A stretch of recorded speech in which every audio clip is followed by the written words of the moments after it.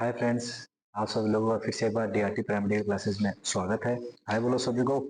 जमूरे हाय बोल सभी को। हाय। आप लोगों का फिर से एक बार डीआरटी पैरामेडिकल क्लासेस में स्वागत है। हाय बोलो। ठीक है, बैठो आप यहाँ पे।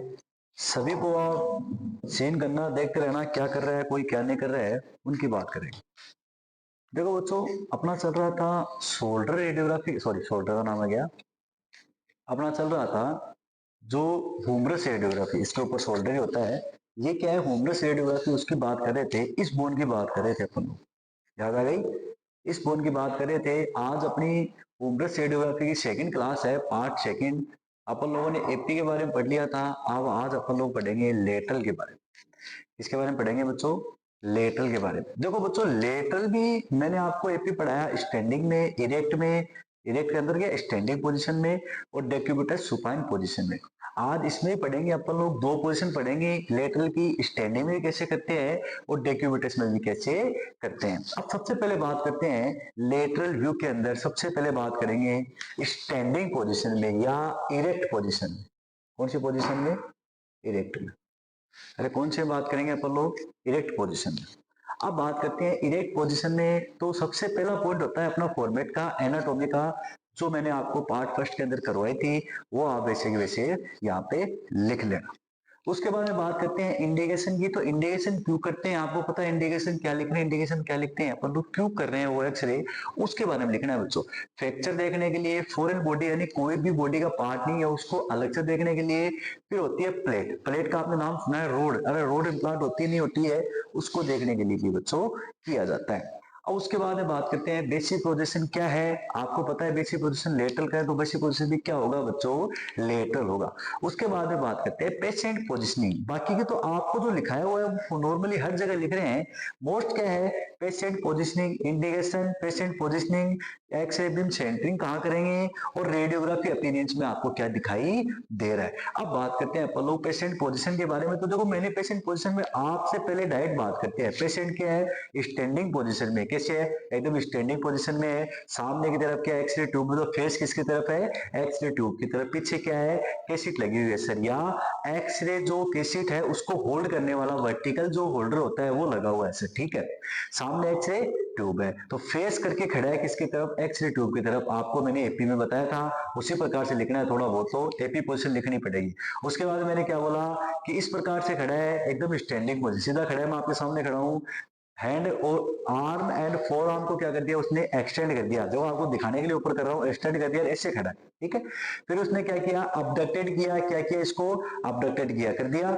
ऐसा ध्यान रहेगा? ठीक है सर, ये ध्यान में हो गया। अब देखो, ये तो एपी पोजीशन है। लेटर में क्या होगा? इसको ऐसे करना है, एल्बो को फ्लेक्स करना है, इंटरनल रोटेट करना है, ऐसे करना है। क्या करना है? ऐसे रोटेट करना है। ये सीधा है एकदम, इसको फ्लेक्स किया, इसको रोटेट किया, इंटरनल रोटेट कर दिया। ये कौन सी पोजीशन है? लेटरल पोजीशन है। इसी मैंने सामने आपको लिखा हुआ है, तो ध्यान से देखना बच्चों। इसमें देखो, सबसे पहला पहला पॉइंट जैसे लिखना है आपको, वैसे समझना, वैसे मैंने बताया है। सबसे पहला पॉइंट है पेशेंट स्टैंडिंग पोजीशन में एक्सरे ट्यूब के सामने फेस करके खड़ा हुआ है। फेस करके मतलब क्या? उसके सामने फेस करके खड़ा हुआ है। नंबर सेकंड बात करें तो नंबर सेकंड पॉइंट की बात करते हैं, रेडियोग्राफर के द्वारा पेशेंट के आर्म एंड फोर आर्म को स्लाइटली अबडक्टेड एंड एक्सटेंड किया गया है। देखो, स्लाइटली अबडक्टेड किया गया है। अरे ऐसे थोड़ी किया, उसको पूरा उठा दिया, ऊपर नहीं उठाया। स्लाइटली का मतलब थोड़ा सा अपडेटेड किया गया है। ठीक है, और उसको एक्सटेंड किया गया। दोनों काम हो गए। उसके बाद में मैंने क्या बोला? एक्सटेंड किया गया है, एक्सटेंड किया गया। अब देखो, नंबर थर्ड पॉइंट की बात करते हैं, इसकी लेते हैं अपन नंबर थर्ड पॉइंट। ठीक है, रेडियोग्राफर के द्वारा इफेक्टिव साइड के सीट को, इफेक्टिव साइड, अब इफेक्टिव साइड ये है तो ये वाली है तो ये वाली, इफेक्टिव साइड के सीट को इस प्रकार एडजस्ट करना है कि टोटल पार्ट कवर हो जाए। बात सीधी सी है कि रेडियोग्राफर के द्वारा के सीट को इस प्रकार एडजस्ट करना है, टोटल पार्ट क्या हो जाए? कवर हो जाए। किसका? इफेक्टिव पार्ट का। उसके बाद बात करते हैं नंबर फोर्थ पॉइंट की बात करते हैं, ये वाला फोर्थ पॉइंट। ठीक है, अब देखो बच्चों, ये तो मैंने आपको एपी में पढ़ाया है। ठीक है, अब एपी में इतना पढ़ाया मैंने आपको। ठीक है, अब लेटरल पोजीशन बनानी है सर। एपी में तो आपने पढ़ा दिया, लेटरल कैसे बनाए, तो वो देखो। आपको एक इमेज दिखाई दे रही है, ऊपर दे रही है। पेशेंट क्या है? स्टैंडिंग पोजीशन में है, उसको हैंड को रोटेट किया गया है, दिख रहा है? ध्यान से देखना, ये लिखी हुई है बातें भी। स्टैंडिंग पोजीशन में है, एपी है, एपी का मतलब क्या, एंटीरियर टू पोस्टीरियर जो पोजीशन होती है उसके अंदर पेशेंट खड़ा हुआ है, खाली रोटेट करना है हेड को, वही है। अब देखो लास्ट फोर्थ पॉइंट की बात करते हैं। फोर्थ पॉइंट में क्या लिखा हुआ है, पेशेंट के एल्बो को फ्लेक्स करके, पेशेंट के एल्बो को फ्लेक्स करके, ये भी रेडियोग्राफर कराएगा, रेडियोग्राफर के द्वारा पेशेंट के एल्बो को फ्लेक्स करके, मान लो ऐसे खड़ा है पेशेंट, ठीक है, एल्बो को क्या कर दिया, फ्लेक्स कर दिया, एल्बो फ्लेक्स हो गया, करके इंटरनली रोटेट करना है, इंटरनली क्या करना है, रोटेट करना है। अब फ्लेक्स भी देखो ऐसे भी फ्लेक्स होता है, ऐसे भी फ्लेक्स होता है, तो मैंने क्या लिखा आगे, फ्लेक्स इतना करना है कि जिससे फोर आर्म कैसिट के वर्टिकल आ जाए, मतलब पीछे की तरफ कैसिट है, आपको इतना फोल्ड, इतना फ्लेक्स करना है कि ये फ्लेक्स हो गया। अब देखो वर्टिकल है नहीं, ये फोर आर्म ये हो गई, ये वर्टिकल का मतलब क्या, सामने 90 डिग्री एंगुलेशन है बना रही है। फिर क्या करना है, इंटरनली रोटेट करना है। आपने जैसे रोटेट कर दिया, ये कौन सी हो जाएगी, लेटरल पोजिशन हो जाएगी बच्चों। देखो लेटरली क्या करना है, रोटेट करना है, इफेक्टिव कैसिट के साइड लेटरल रोटेट करना है, जिससे पोजीशन में आ जाए, जिससे ह्यूमरस बोन लेटरल पोजीशन में आ जाए। बच्चों इतना ही पढ़ना है, इतना ही आपको करना है लेटरल पोजीशन स्टैंडिंग के अंदर। उसके बाद लास्ट पॉइंट अपना कौन सा होता है बच्चों, पेशेंट को रेडियोग्राफर के द्वारा सपोर्ट प्रोवाइड करना है, जिससे इमोबिलाइजेशन हो जाए, मतलब क्या, पेशेंट के अंदर कोई भी क्या नहीं हो बच्चों, मूवमेंट नहीं हो। आपने ऐसे कर दिया, मान लो पेशेंट ऐसे हिल गया, तो उसके लिए क्या करना है, उसको सपोर्ट देना है या उसको एक तरीके से बांधना है। अरे सीधी सी बात है, कोई भी डिवाइस होता है उसको होल्ड करने के लिए होता है, या किसी को होल्ड किया जाता है, तो वही के वही क्या होता है, उसका बॉडी पार्ट होल्ड हो जाता है, जिससे पेशेंट क्या नहीं करता है, मूवमेंट नहीं करता है, जिससे पेशेंट के अंदर क्या नहीं होता है, इमोबिलाइजेशन नहीं होता है, मूवमेंट नहीं होता है। हाँ मेरे को बता, रस्सी रस्सी से कौन बांध रहा है मैंने, अरे कोई भी रस्सी का हेल्प, ऐसे नहीं कि आपको रस्सी से बांध दिया उसको, नहीं, मोस्टली ऐसे नॉर्मली उसको आपको होल्ड करना है। जो डिवाइस होते हैं, जैसे मान लो नॉन ओपेक पेड़ होता है, ठीक है, और उसके अलावा सैंड बैग होते हैं, सैंड बैग का मतलब क्या, उसके अंदर मिट्टी गली होती है, बैग होते हैं, वो भी काम में लिए जाते हैं, ठीक है, उसके द्वारा आपको हेल्प लेनी है। उसके बाद देखो बच्चों, बात करते हैं अपन लोग किस चीज की, एक्सरे बीम सेंटरिंग की। हाँ सर, ये एक्सरे बीम सेंटरिंग तो जरूरी है। तो देखो वो की वही है, एक्सरे बीम की centring midway between shoulder joint and elbow joint के बीच में की जाएगी। ये शोल्डर जॉइंट है, ये एल्बो जॉइंट है, इसके बीच में सेंटरिंग होगी, या मिडवे बिटवीन ह्यूमरस बोन। कहां पे होगी बच्चों, मिडवे बिटवीन क्या बोल सकते हो, ह्यूमरस बोन का भी नाम ले सकते हो, ह्यूमरस बोन या arm, midway between humerus bone या आर्म, दोनों का नाम ले सकते हो आप, ठीक है। उसके अलावा बात करते हैं रेडियोग्राफी अपीयरेंस में क्या दिखाई देगा। तो बच्चों देखो, आप जब उस एक्सरे को देखोगे, वो होता है रेडियोग्राफी अपीयरेंस, आफ्टर सब कुछ होने के बाद आपको एक्सरे दिया जाता है, उसकी बात करते हैं। उसमें क्या दिखाई देगा, तो मैंने क्या लिखा है, बोथ जॉइंट के साथ, दोनों जॉइंट दिखाई देंगे, ठीक है, आपने दोनों जॉइंट को कवर करना है, एपी में किया था, बोथ जॉइंट के साथ ह्यूमरस बोन लेटरल पोजीशन में दिखाई देंगी। उसमें बोथ जॉइंट लेटरल पोजीशन में दिख रहा था, बोथ जॉइंट ह्यूमरस बोन दिख रही थी उसमें, एपी में भी, पर इसमें कौन सी पोजीशन में दिखाई देगी बच्चों, लेटरल में दिखाई देगी। उसके बाद में क्या है, फैक्टर है, केवीपी है 58 से 60, अपन लोगों ने केवीपी दे दी, एमएस क्या है 10 से 12 एमएस दे दी। देखो बच्चों, फैक्टर, केवीपी, एमएस क्या होता है, आपको शॉर्ट में बताता हूं मैं। केवीपी होती है किलो वोल्टेज, मतलब क्या उसमें कितनी पावर है, एमएस का मतलब क्या उसमें टाइमिंग कितना है बच्चों। कैसेट की साइज है 10 इंटू 12, ग्रिड है 9, कैसेट जो अपन एफएफडी यूज में ले रहे 100 सेंटीमीटर, फिर 2 लाइन लिखी हुई है, लेड मार्कर यूज, और ज्वेलरी पार्ट को अपन को रिमूव करना है, और आर्टिफैक्ट को क्या करना है बच्चों, अवॉइड करना है। देखो ये का यही फॉर्मेट है। अब अपन लोग बात करेंगे किसके अंदर बच्चों, सुपाइन के अंदर। किसमें बात करेंगे, सुपाइन पोजीशन में। वो की वही बात होगी, सुपाइन में भी यही बात होगी, बस चेंजमेंट क्या होगा बच्चों, पेशेंट पोजीशन चेंजमेंट होगी। तो अब बात करते हैं सुपाइन की, किसकी बात करते हैं, सुपाइन की।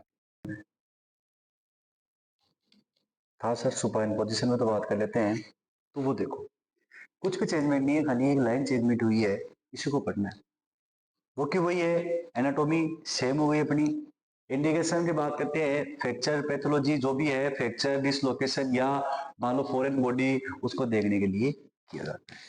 पेशेंट पोजीशन बाकी देखो सब सेम ही है। पेशेंट पोजीशन की बात करेंगे तो देखो, एक्स सेंटरिंग, वो की वही सेंटरिंग होगी मिडवे बिटवीन बोथ जॉइंट के बीच में की जाती है, या होमरस बोन, या कौन सी बोन हो जाएगी आपकी, आर्म वाली बोन।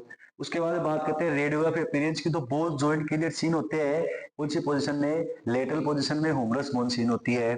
वो की वही साइड है, केवीपी इतनी लेनी है, एमएस इतने, लेड मार्कर यूज करना है, किसी साइज है, ग्रिड है, एफएफडी है, सब कुछ सेम है, ठीक है। अपने को पेशेंट पोजीशन पे ध्यान देना है। तो देखो बच्चों, आपको एक सामने इमेज दिखाई दे रही है, दे रही है क्या? साफ साफ दिखाई दे रही है एकदम सीधे से। उसको थोड़ा जूम कर देते हैं अपन लोग, देखो ध्यान से दिखाई दे रही है। ये होती है पेशेंट पोजीशन सुपाइन में होमरस लेटरल की। अब आप बात करते हैं पेशेंट पोजीशन के बारे में। सबसे पहले लिखा है पेशेंट सुपाइन पोजीशन में एक्सरे टेबल के ऊपर लेटा हुआ है। आपको इमेज दिखाई थी, उसी के ऊपर बेसिक वैसे पेशेंट क्या है, लेटा हुआ है। समझ में आ गया? उसके बाद में क्या है, रेडियोग्राफर के द्वारा पेशेंट के आर्म एंड फोर आर्म को स्लाइटली एंड एक्सटेंड किया गया। स्लाइटली का मतलब क्या है, थोड़ा सा तो अपडेटेड किया गया है और उसको एक्सटेंड किया गया है। समझ में आ गया?